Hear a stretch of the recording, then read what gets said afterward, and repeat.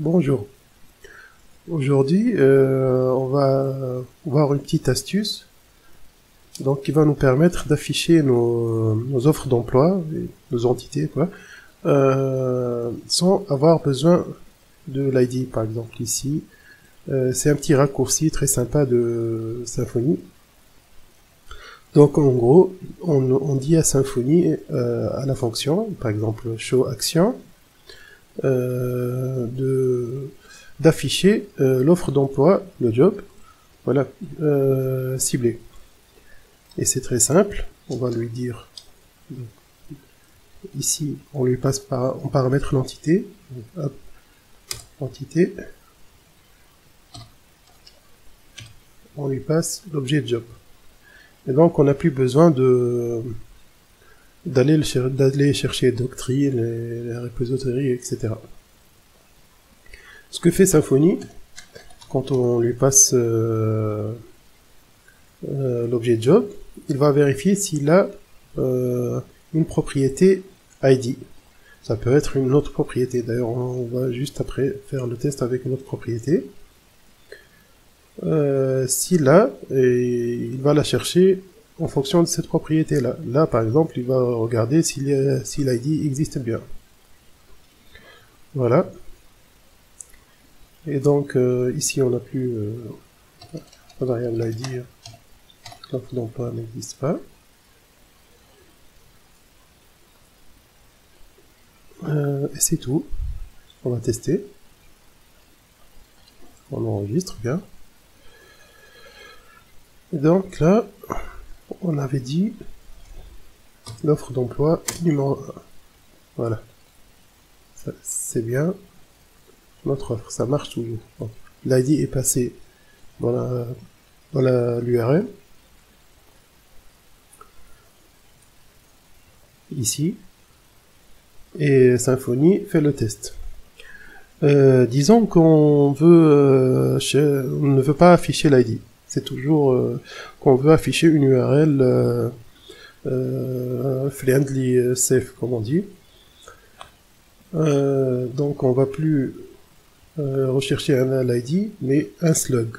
Donc le slug, c'est en général, c'est la transformation du titre en une chaîne de caractères qui ne contient pas d'espace, qui ne contient pas des lettres avec par exemple E accent aigu, etc. Donc, disons slug. Et d'ailleurs, on peut le générer automatiquement à partir du titre, quand on fait la sauvegarde. Voilà.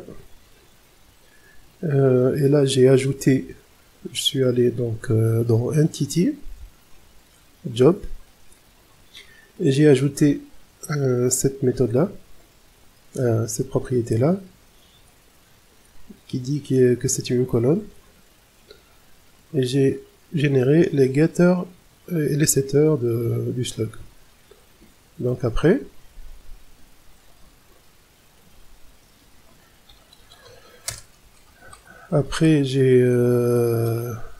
j'ai fait comme dans les vidéos précédentes, donc une console doctrine migration diff, ça nous a généré une migration, cette dernière.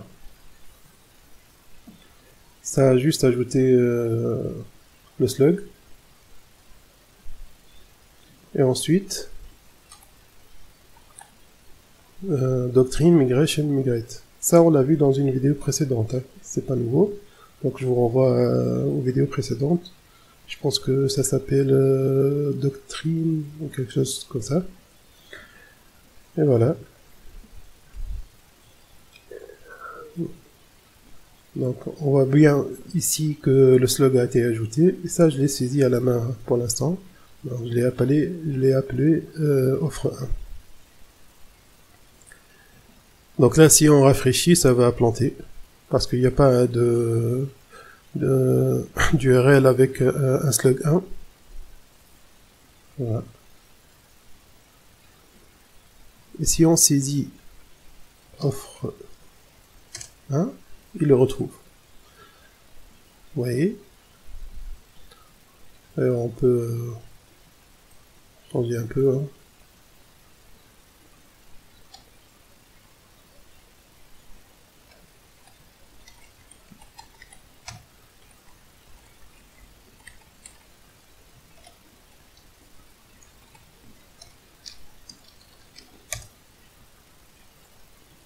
Donc là, normalement,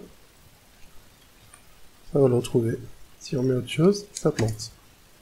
Comme vous le voyez.